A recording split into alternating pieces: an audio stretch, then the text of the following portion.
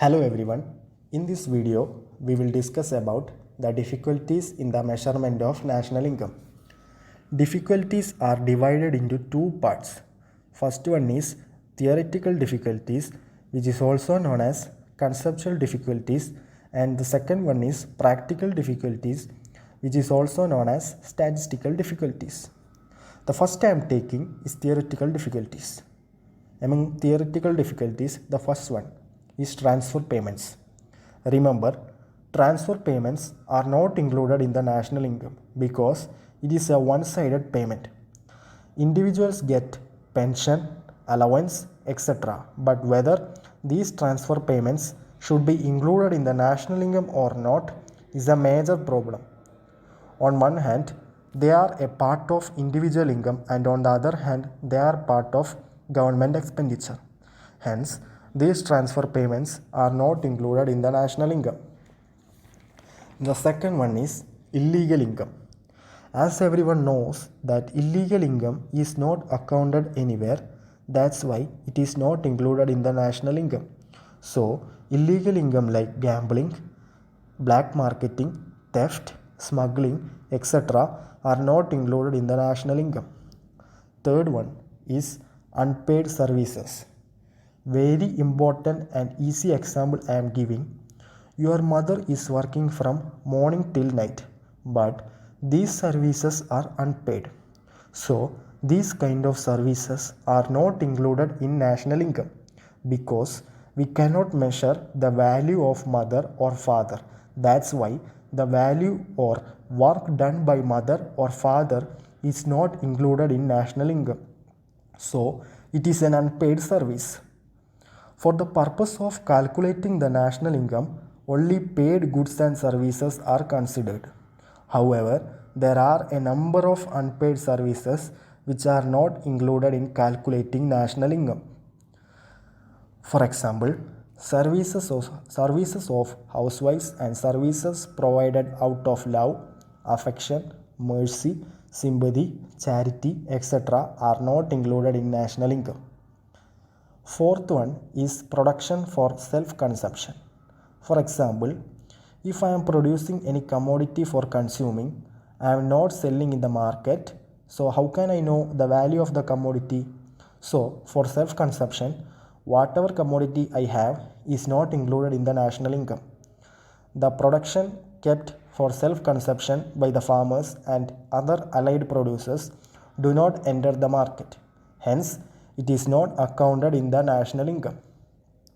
The fifth one is income of foreign films. According to International Monetary Fund, income of a foreign film should be included in the national income of the country where the film actually undertakes the production work.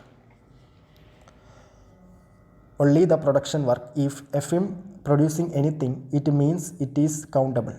So, the income of a foreign film is included in the national income. Sixth one is valuation of government services. Government provides a number of public services such as law and order, defense, public administration, education, health services, etc. The calculation of these services at market price is difficult as the real value of these services is not known.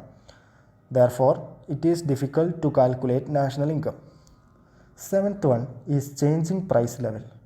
Every time there is a fluctuation in the price level. So, it is very difficult to calculate national income. So, difficulties in calculating national income also arise due to changes in price levels. For example, when price level rise, national income may show an increase even though the production may have decreased. When the price level falls, the national income may show a decrease even though there may be increase in the production. So, here is the difficulties in measuring national income. So, we have completed the theoretical difficulties. Now we can look at practical difficulties or statistical difficulties. Among practical difficulties, first one, problem of double counting. As I gave one example, while calculating We should not include the value of threads, but sometimes we include the value of thread, cotton. So many problems arises because value of cotton we are taking, value of thread we are taking, and value of shirt is also we are taking. So there is a lot of problems of double counting. The greatest difficulty in calculating national income is of double counting. It arises from the failure to distinguish properly between a final and an intermediate product. For example, flour used by a baker is an intermediate product that by a household it is a final product. Second one, existence of non-monetized sector. In our economy, still we have many sectors which are non-monetized. Without money, people are working, especially in the rural areas. There are existence of non-monetized sector. Agriculture, still being in the nature of subsistence farming, a major part of production is partly exchanged for other goods and services. It is excluded while counting national income. Third one, inadequate and unreliable data. In India or in a developing country, we can say the data is not properly kept. We do not have adequate and correct data on production and cost data relating to crops, fisheries, animal husbandry, forestry, construction workers, small enterprises, etc. About these adequate data are not available among developing countries.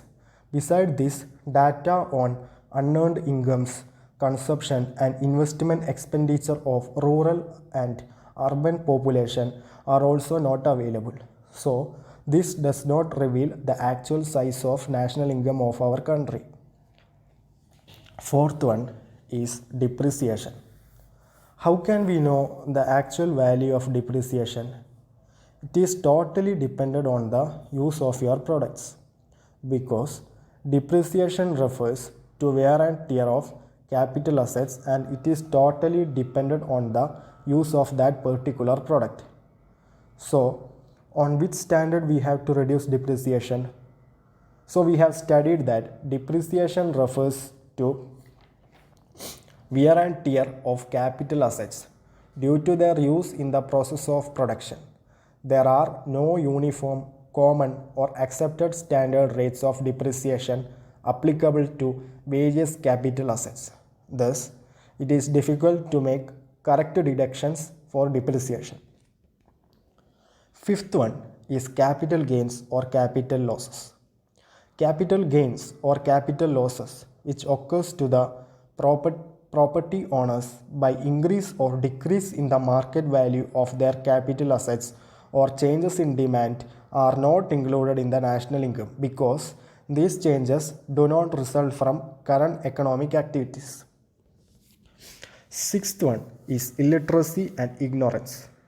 Especially in developing countries, due to illiteracy and ignorance, small producers do not keep an account of their production. So, they cannot give information about the quantity or value of their output. So, it is difficult to measure the national income. Seventh one is difficulties in the classification of working population. In India, working population is not clearly defined. For instance, farmers in India are not engaged in agriculture around the year. Obviously, in the off-season, they engage themselves in alternative occupations. In such a case, it is very difficult to identify their income from a particular occupation. So, that's why it is difficult to measure national income. Eighth one is valuation of inventories. Raw materials, intermediate goods, semi-finished and finished products in the stock of the producers are known as inventories. Any mistake in measuring the value of inventory will distort the value of the final production of the producer. Therefore, valuation of inventories requires careful assessment. Then only we will know the exact value of national income. So, there are many difficulties in measuring the national income, but it is still our central statistical organization faces all the value, all the problems, but they measure national income every year in our country. So that's all about my topic about difficulties in the measurement of national income. Thank you.